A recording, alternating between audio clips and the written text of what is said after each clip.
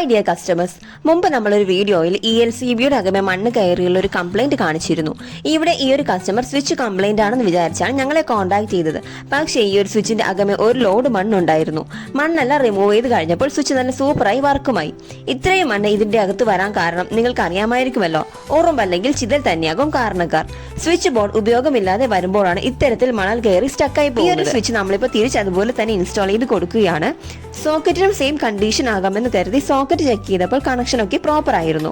ഇതിപ്പോൾ കോമൺ ആയി എല്ലായിടത്തും സംഭവിക്കാറുള്ള കംപ്ലൈന്റ് ആയതുകൊണ്ട് തന്നെ സ്വിച്ചുകൾ എപ്പോഴും യൂസ് ചെയ്യാനായി ശ്രദ്ധിക്കുക. സ്വിച്ച് ബോർഡിന്റെ ഉൾവശത്തേക്ക് ഉറുമ്പുകൾ കയറുന്നതായി ശ്രദ്ധയിൽപ്പെട്ടാൽ നാച്ചുറലായി ചെയ്യാൻ സാധിക്കുന്നത് അല്പം പെപ്പർമിന്റ് ഓയിലോ കറുവപ്പട്ടയുടെ പൊടിയോ സ്വിച്ച് ബോർഡിന്റെ പുറമെ തളിക്കുകയോ അല്ലെങ്കിൽ മാർക്കറ്റിൽ അവൈലബിൾ ആയിട്ടുള്ള ഏതെങ്കിലും പെസ്റ്റിസൈഡ് വാങ്ങി സ്വിച്ച് ബോർഡിന് ചുറ്റും ഒരു ബാരിയർ തീർക്കുകയോ ചെയ്യാം. എന്നത്തെയും പോലെ വീഡിയോ ഇഷ്ടമായെങ്കിൽ ലൈക്ക് ചെയ്യുക. കൂടുതൽ വീഡിയോസിന് വേണ്ടി ഞങ്ങളുടെ ചാനൽ സബ്സ്ക്രൈബ് ചെയ്ത് ബെൽ ബട്ടൺ കൂടി എനേബിൾ ചെയ്യുക. താങ്ക്